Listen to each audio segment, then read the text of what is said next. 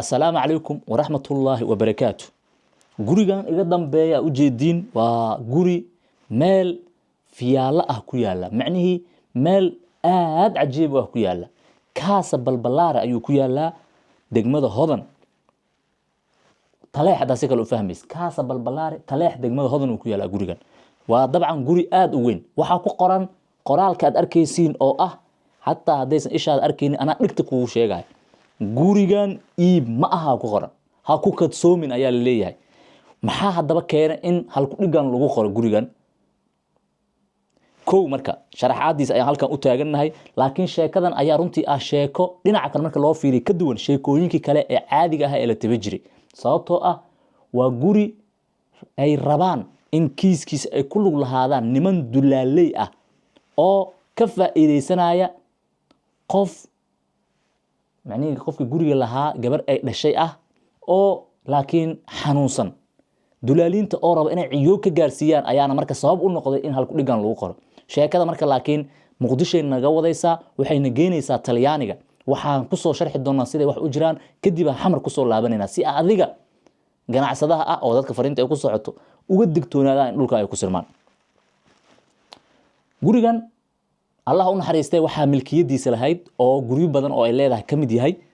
Xaawo Axmed Cali marxuumad Xaawo Axmed Cali waxay geeriyootay 5tii bishii 8aad 2023 marxuumada waxay dhashay hal gabar oo la yiraahdo sida xogtu noo xaqiijisay Sagal Fabri dhalashadeeda marka gabadhan waa Talyaani waxay degan tahay halka la yiraahdo Breta Italia marka arinta maxaa waaye taagan maadaama marxuumadii ay dhimatay waxa tagay Talyaaniga ehelkeeda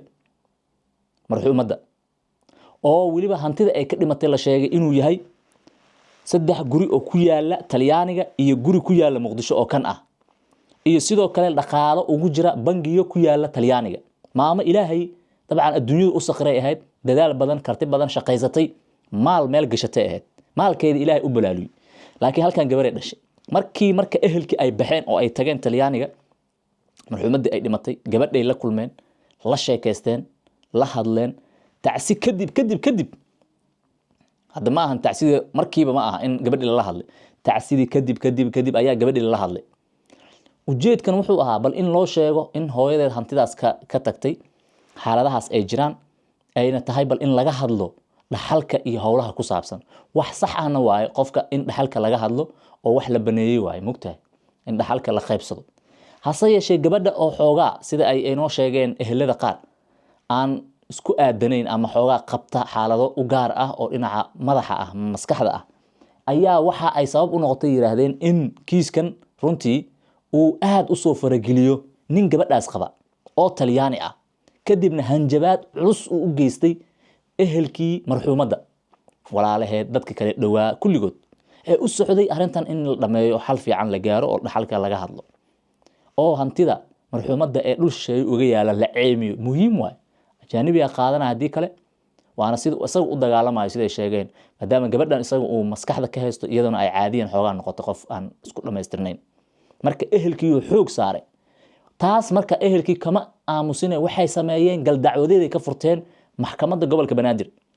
waxaana warqad heer caalami ah loo marsiiyay wasaaradda arrimaha dibadda oo ah in baafin ay ku socoto gabadhan xilligan hadda la joogo iyo markii loo diray oo waqti in door u dhaxeeyayna wax jawaab lagama haayo waa iska aamustay taas oo muujinaysa inaysan wali ka soo jawaabin laakiin arin kale walaaceeda laha soo ifbaxday arintaas waa marka arinta aan rabno inaad Talyaani inta ka soo laaban xamar imaan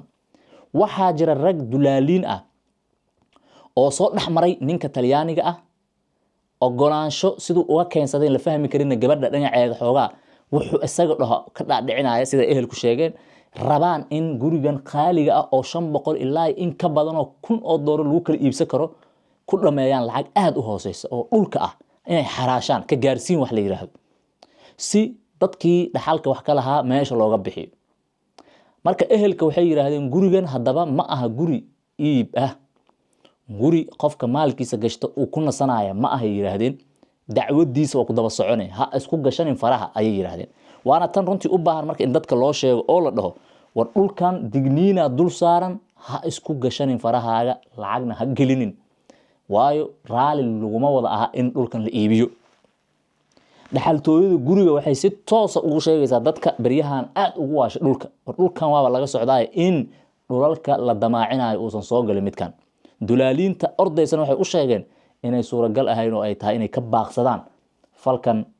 ay ku foogan yihiin ee ay ka raadinayaan ilmaha caanahooda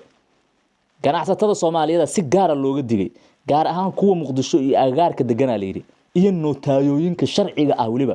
ee dhulka iibinaya inaysan dhulkan iibsan hantidooda gelinin waa dhaxaltooyo gurigaas waxa gacanta ku haya dadkii dhaxaltooyada lahaa oo degan wabillahi tawfiiqna waliyi wabillahi tawfiiqna